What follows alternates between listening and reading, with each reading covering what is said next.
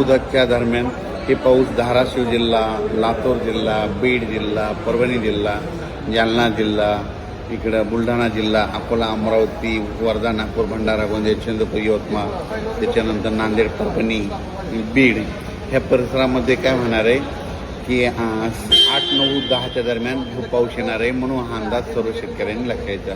त्याच्यानंतर कडाष्टी, बीड त्या परिसरामध्ये 2, पुणे या परिसरात देखील 8, 9, 10चा हे मान्सूनपूर्व अवकाळी पाऊस येणार आहे, म्हणून हा अंदाज लक्षायचा. त्याच्यानंतर कोल्हापूर जिल्हा, सातारा जिल्हा त्या परिसरात देखील हा अवकाळी पाऊस येणार आहे, म्हणून हा अंदाज लक्षात येतात. सर्वदूर पडणार नाही, पण भाग बदलत पडणार आहे.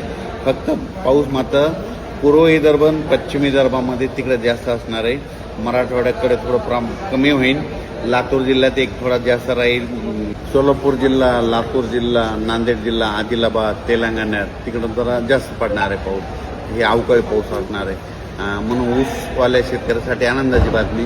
त्याच्यानंतर शेतकऱ्याचे फोन येत आहेत. तर सर्व शेतकऱ्याला सांगितलं होतं की आता कंप्लीट 35 दिवस पावसासाठी राहिलेत, म्हणून तुम्ही शेतीची कामे करून घ्या. जवळपास माझा तर अंदाज आहे 12 मे ते 17 मेच्या दरम्यान अंदमान बेटावर मान्सून दस्तक देणार आहे, म्हणून ही सर्वप्रथम शेतकऱ्यासाठी आनंदाची बातमी.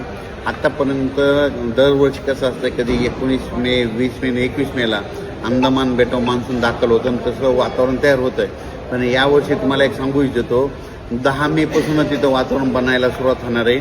पण 12 आणि 13 तारखेला मात्र अंदमान बेटावर मान्सून दस्तक देईल. तर 12-13 मेला जर दस्तक दिली तर तिथून 10 दिवस म्हणजे 24-25ला ते 25पर्यंत केरळ येईल आणि तिथून 3 दिवस मुक्काम केल्याच्या नंतर तिथून जवळपास 7-8 जूनच्या दरम्यान मग महाराष्ट्रात दाखल होऊ शकतो, म्हणून हे देखील लक्षात यायचं. म्हणजे यावर्षी शेतकऱ्यासाठी चांगलं साल राहणार आहे. पाऊस देखील वेळोवेळी येणार आहे, म्हणून ही सर्वप्रथम शेतकऱ्यासाठी आनंदाची बातमी.